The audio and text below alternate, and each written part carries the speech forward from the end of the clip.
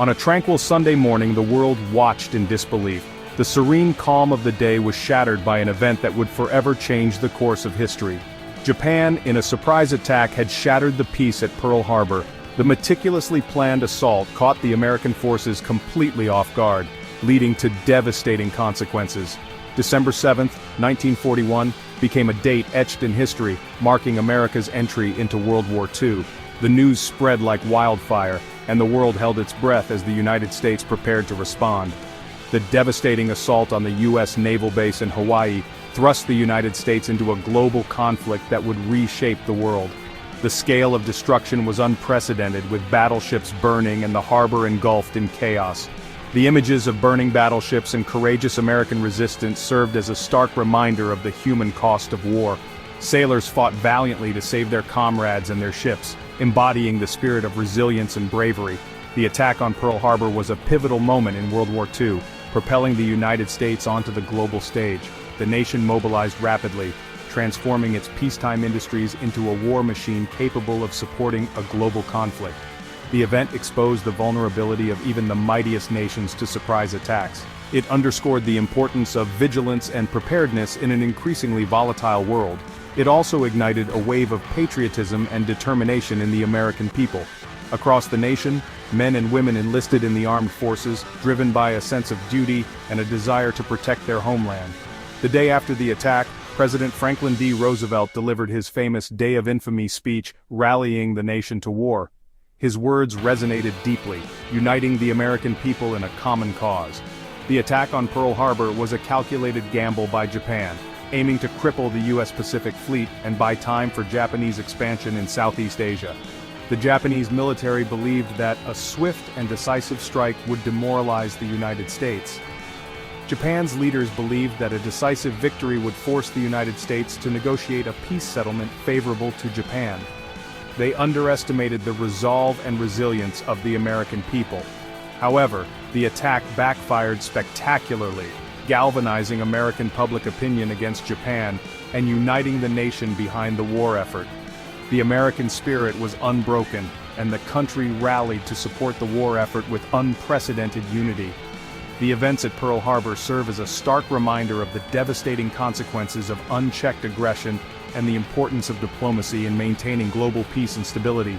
The world learned a harsh lesson about the costs of war and the value of peaceful negotiation. The lessons learned from this historical tragedy continue to shape international relations and military strategy to this day. The importance of alliances, intelligence, and readiness are underscored by the events of that fateful day. The memory of those who lost their lives at Pearl Harbor serves as a solemn reminder of the human cost of war and the importance of striving for a more peaceful world. Their sacrifice is honored and remembered, ensuring that such a tragedy is never forgotten. Japan in the early 20th century was a nation on the rise, driven by ambition and a desire for recognition on the world stage. The country was rapidly transforming, with bustling cities, modern infrastructure, and a burgeoning industrial sector that rivaled those of the West. Fueled by rapid industrialization and a growing sense of nationalism, Japan embarked on a path of expansionism, seeking to secure resources and establish dominance in Asia. The government and military leaders believed that Japan's future prosperity depended on its ability to control territories beyond its borders. Its eyes were set on creating an empire, one that would rival the West in power and influence. This vision was not just about territorial gains, but also about cultural and economic supremacy. The seeds of Japanese imperialism were sown in the late 19th century as the country underwent a period of profound transformation known as the Meiji Restoration. This era marked the end of centuries of feudal isolation and the beginning of Japan's emergence as a modern state. This period saw Japan modernize its military, economy, and government, drawing inspiration from Western models. The Meiji leaders implemented sweeping reforms that touched every aspect of Japanese society, from education to industry, laying the groundwork for Japan's future ambitions. With a modernized military and a sense of national purpose, Japan began to assert itself in the region. The newly established armed forces were eager to prove their might, and the government was keen to showcase Japan's newfound strength. Japan's imperial ambitions first manifested in the late 19th century with the First Sino-Japanese War, from 1894 to 1895. This conflict marked Japan's emergence as a formidable military power in East Asia. And the Russo-Japanese War, from 1904 to 1905, further solidified Japan's status as a major player on the global stage. These victories were not just military triumphs, but also symbols of Japan's rising influence, resulting in victories that secured control over territories like Taiwan and Korea. These acquisitions were crucial for Japan, providing both strategic advantages and access to valuable resources. These early successes emboldened Japan, fueling its belief in its own military prowess and its right to dominate the region. The sense of invincibility grew, and with it, the desire to expand further. The acquisition of these territories provided Japan with valuable resources and strategic footholds, further fueling its expansionist ambitions. The government and military saw these gains as stepping stones to even greater conquests. The rise of militarism in Japan was further exacerbated by the Great Depression, which hit Japan's economy hard. The economic downturn led to widespread hardship, and many saw military expansion as a way to alleviate the crisis. As economic conditions worsened, the military gained increasing influence in the government, advocating for expansionism as a solution to Japan's economic woes. The military leaders argued that Japan's survival depended on securing new territories and resources. Military leaders argued that Japan needed to secure access to raw materials and markets in Southeast Asia to survive. They believed that only through aggressive expansion could Japan ensure its economic and political future. This dangerous combination of factors set the stage for Japan's fateful march toward World War II. The nation's ambitions, driven by a potent mix of nationalism, militarism, and economic desperation, would soon lead to a conflict that would reshape the world. Japan's path to war was paved with a series of calculated aggressions and strategic miscalculations. In 1931, Japan, seeking raw materials and driven by a sense of manifest destiny, invaded Manchuria, a resource-rich region in northeastern China. This event marked a turning point, signaling Japan's willingness to use military force to achieve its goals and its disregard for international law. The invasion of Manchuria was met with international condemnation, but Japan pressed on, establishing a puppet state called Manchukuo. The League of Nations, formed after World War I to prevent future conflicts, proved ineffective in reining in Japan's aggression. This emboldened Japan, which increasingly saw itself as above international law. As the 1930s progressed, Japan's military became more entrenched in power, and its expansionist ambitions grew. They viewed themselves as the rightful leaders of Asia, destined to liberate the region from Western imperialism. In 1937, Japan launched a full-scale invasion of China, marking the beginning of the Second Sino-Japanese War. The brutal conflict would rage for 8 long years, characterized by atrocities committed against Chinese civilians. The invasion of China further isolated Japan on the world stage.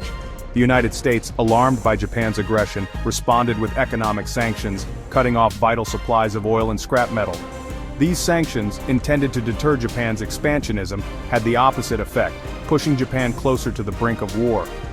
Faced with a choice between retreating from its conquests or challenging the West, Japan chose the latter, setting the stage for the fateful attack on Pearl Harbor and its entry into World War II.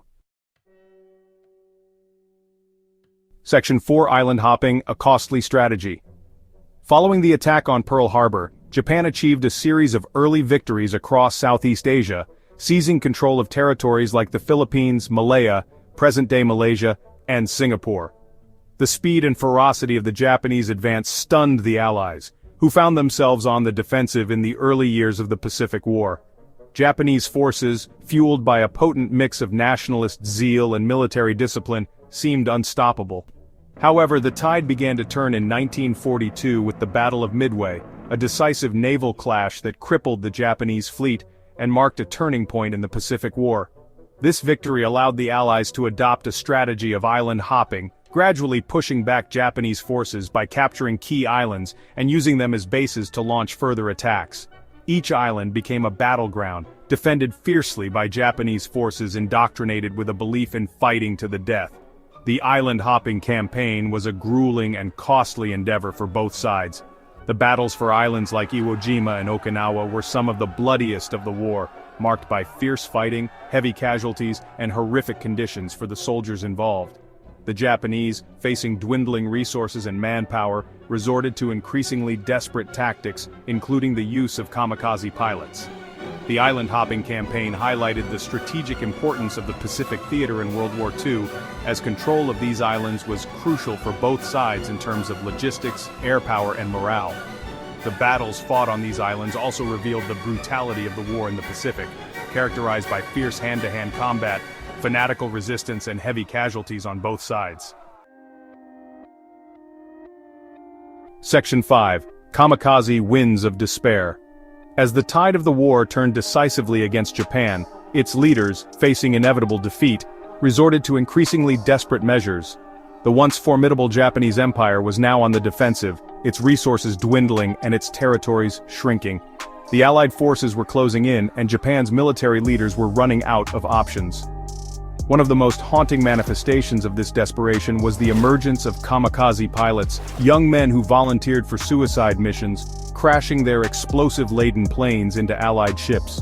These pilots were often seen as the embodiment of Japan's unwavering spirit, willing to give their lives for their country and their emperor. This tactic, born out of desperation and fueled by a fervent belief in self-sacrifice for the emperor, reflected the depths of Japan's commitment to its war effort.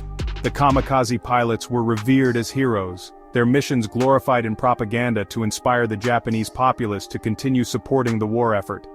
The first organized kamikaze attacks began in late 1944, as Japan's military situation grew increasingly dire. These initial attacks were seen as a new and terrifying threat by the Allied forces, who were unprepared for the sheer determination and willingness to die exhibited by the kamikaze pilots. These pilots, often barely trained and flying aging aircraft, were sent on one-way missions, their planes loaded with explosives, to crash into Allied ships. The lack of proper training and the use of outdated aircraft highlighted the desperation of Japan's situation, as they were forced to rely on such extreme measures. They were seen as a last-ditch effort to inflict maximum damage and break the enemy's morale. The psychological impact of these attacks was significant, as the Allied sailors had to constantly be on alert for incoming kamikaze planes, adding to the stress and fear of the battlefield. The kamikaze attacks, while terrifying, proved largely ineffective in altering the course of the war. Despite the bravery and sacrifice of the pilots, the attacks did not have the strategic impact that Japan had hoped for. The Allied forces adapted their tactics and improved their defenses, making it increasingly difficult for kamikaze pilots to reach their targets. The vast majority of kamikaze pilots were shot down before reaching their targets, and while they did inflict some damage on Allied ships, it was not enough to stem the tide of the Allied advance. The relentless push of the Allied forces continued, and Japan's situation grew more hopeless with each passing day. However, the psychological impact of the kamikaze attacks was undeniable, instilling fear and apprehension among Allied sailors. The knowledge that there were pilots willing to die to destroy their ships added a new level of intensity to the conflict, making every encounter with Japanese aircraft a nerve-wracking experience. The use of kamikaze tactics highlighted the desperation of Japan's situation in the final years of World War II. With their resources depleted and their military stretched thin, Japan resorted to these extreme measures in a bid to turn the tide of the war, but ultimately, it was a futile effort. It was a tragic and controversial tactic, reflecting a culture of militarism and self-sacrifice that permeated Japanese society at the time. The glorification of the kamikaze pilots in Japanese propaganda served to reinforce the idea that dying for one's country was the highest honor, a belief that drove many young men to volunteer for these suicide missions. The kamikaze pilots, often young and poorly trained, were given little choice but to sacrifice their lives for a cause that was already lost. Many of them were barely out of their teens, thrust into a situation where their only option was to die for their country. The emotional farewells captured in archival footage show the human side of this tragic chapter in history. Their story remains a stark reminder of the human cost of war and the devastating consequences of unchecked nationalism and militarism. The legacy of the kamikaze pilots is a somber one, serving as a poignant example of the lengths to which a nation will go in the throes of desperation and the tragic loss of young lives in the pursuit of a lost cause. If you found this video insightful, please subscribe to our channel for more historical content. Thank you for watching.